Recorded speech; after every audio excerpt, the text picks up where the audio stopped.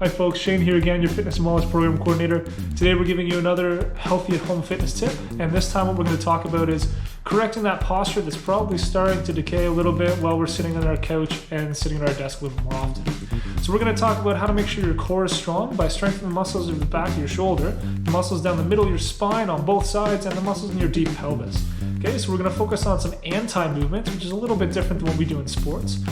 But if you follow along, you're going to make sure that you correct that posture a little bit, you get a little bit stronger, and you might just feel a little bit less sore when you go to bed at the end of the day. So follow along. If you have any questions, make sure you follow up with me. First, we'll speak about anti-extension, in which we stop our body from pushing our belly towards the floor.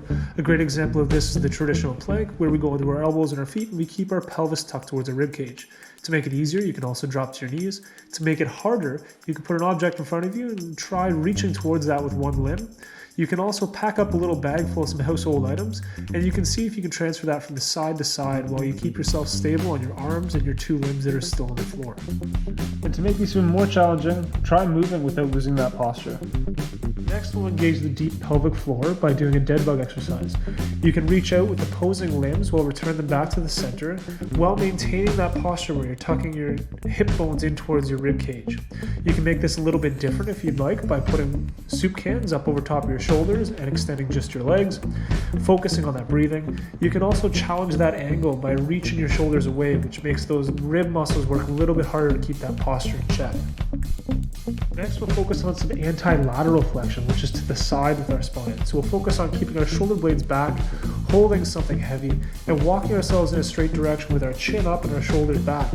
While we do this, we maintain balance, but we also learn how to hold that posture. We'll talk about the muscles that stabilize our shoulder blades and stop us from rounding that posture. Doing a W holding cans while driving your shoulder blades towards the ceiling is a good idea. To make that more challenging, you can make a T rather than a W, making sure that you exhale, drive your rib cage to the floor, and lift just with your shoulder blades towards the ceiling.